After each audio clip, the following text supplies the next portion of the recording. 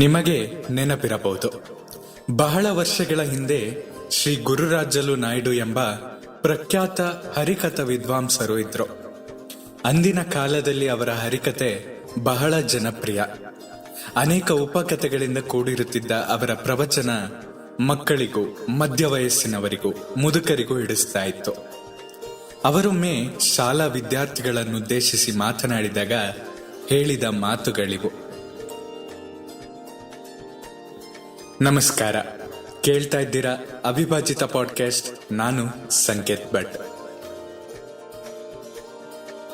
ಹಿಂದಿನ ಕಾಲದಲ್ಲಿ ಒಬ್ಬ ಶ್ರೀಮಂತರ ಮನೆಯಲ್ಲಿ ಪುರಾಣ ಶ್ರವಣದ ಸಂಪ್ರದಾಯವಿತ್ತು.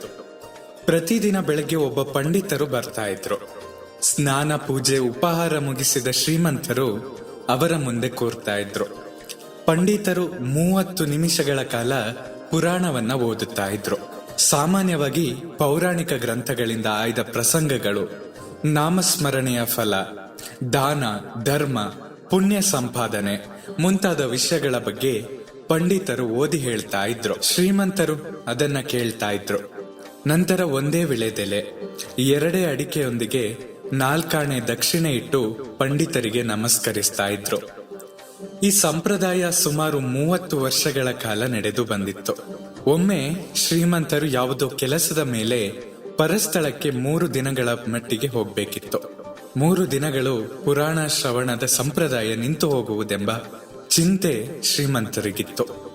ಈ ಸಮಸ್ಯೆಗೆ ಈ 3 ದಿನಗಳು ನಿಮ್ಮ ಹಿರಿಯ ಪುತ್ರನನ್ನು ಪುರಾಣ ಕೇಳಲು ಕೂರಿಸಬಹುದು ಎಂದು ಪಂಡಿತರೇ ಪರಿಹಾರ ಸೂಚಿಸಿದರು. ಆಗ ಶ್ರೀಮಂತರು, ಖಂಡಿತ ಬೇಡ, ದಾನ ಧರ್ಮಗಳ ಬಗ್ಗೆ ನಿಮ್ಮ ಮಾತು ಕೇಳಿ ಪ್ರಭಾವಿತನಾಗಿ ನನ್ನ ಪುತ್ರ ಹಣವನ್ನು ಸಿಕ್ಕಾಪಟ್ಟೆ ದಾನ ಮಾಡಲು ಮೊದಲು ಮಾಡಿದ್ರೆ ಕಷ್ಟವಾಗುತ್ತದೆ ಎಂದು ಹೇಳಿದರು. ಆಗ ಪಂಡಿತರು, ದಾನ ಧರ್ಮಗಳ ಬಗ್ಗೆ, ಬಡವರಿಗೆ ಕೊಡುವುದರ ಬಗ್ಗೆ ನನ್ನ ಪುರಾಣವನ್ನ 30 ವರ್ಷಗಳಿಂದ ಕೇಳುತ್ತಲೇ ಬಂದಿರುವ ನೀವು ನನಗೆ ಕೊಡುವ ದಕ್ಷಿಣೆಯನ್ನು 4 ಆಣೆಯಿಂದ ಹೆಚ್ಚಿಸುವ ಚಿಂತೆ ಇಂದಿನವರೆಗೂ ಮಾಡಿಲ್ಲ. ಇನ್ನು ಕೇವಲ 3 ದಿನಗಳ ಕಾಲ ನನ್ನ ಪ್ರವಚನ ಕೇಳುವ ನಿಮ್ಮ ಪುತ್ರ ಸಿಕ್ಕಾಪಟ್ಟೆ ದಾನ ನೀಡುವ ಮನಸ್ಸು ಮಾಡ್ತಾನೆಂದು ಏಕೆ ಚಿಂತಿಸುತ್ತೀರಿ? ಅಂತಹ ಅನಾಹುತವೇನೂ ಆಗೋದಿಲ್ಲ ಎಂದು ಹೇಳಿ ಮಾತು ಮುಗಿಸಿದರು. ಶ್ರೀಮಂತರು ನಿಶ್ಚಿಂತೆಯಿಂದ ಪರಸ್ಥಳಕ್ಕೆ ಹೋಗಿ ಬಂದರು. ಸಂಪ್ರದಾಯ ನಿಲ್ಲಲಿಲ್ಲ. ಬರಿಯ ಉಪನ್ಯಾಸ ಕೇಳಿ ಸೂಚನೆಗಳನ್ನು ಓದಿ ಪ್ರಯೋಜನವಿಲ್ಲ.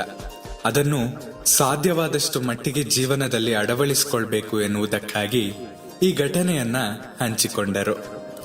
ಗ್ರಂಥಾಲಯದಲ್ಲಿ ನಿಶಬ್ದವಾಗಿರಿ ಎಂಬ ಫಲಕವಿದ್ರೆ ಅಲ್ಲಿ ಮೌನವಾಗಿರುವುದು ಕಷ್ಟವೇನಲ್ಲ. ಬಸ್ಸಿನಲ್ಲಿ ಪ್ರಯಾಣ ಮಾಡುವಾಗ ಟಿಕೆಟ್ ತೆಗೆದುಕೊಳ್ಳಿ, ಧೂಮಪಾನ ಮಾಡಬೇಡಿ, ಇದು ಮಹಿಳೆಯರ ಆಸನ ಎಂದು ಬರೆದಿದ್ದರೆ ಅದನ್ನು ಪಾಲಿಸುವುದು ಅಸಾಧ್ಯವೇನಲ್ಲ. ವೇಗವಾಗಿ ಹೋಗಬೇಡಿ ಎಂದು ಬರೆದಿದ್ದರೆ ನಿಧಾನವಾಗಿ ಚಲಿಸಿದರೆ ನಷ್ಟವೇನಿಲ್ಲ. ನಾನು ದೊಡ್ಡ ದೊಡ್ಡ ಸಂದೇಶಗಳ ಬದಲು ಸರಳ ವಿಷಯಗಳನ್ನು ಹೇಳುತ್ತೇನೆ ಎಂದು ಶ್ರೀ ನಾಯ್ಡು ಅವರು ಹೇಳಿದರು. ಇಂದು ಶ್ರೀ ನಾಯ್ಡು ಅವರು ನಮ್ಮೊಂದಿಗಿಲ್ಲ.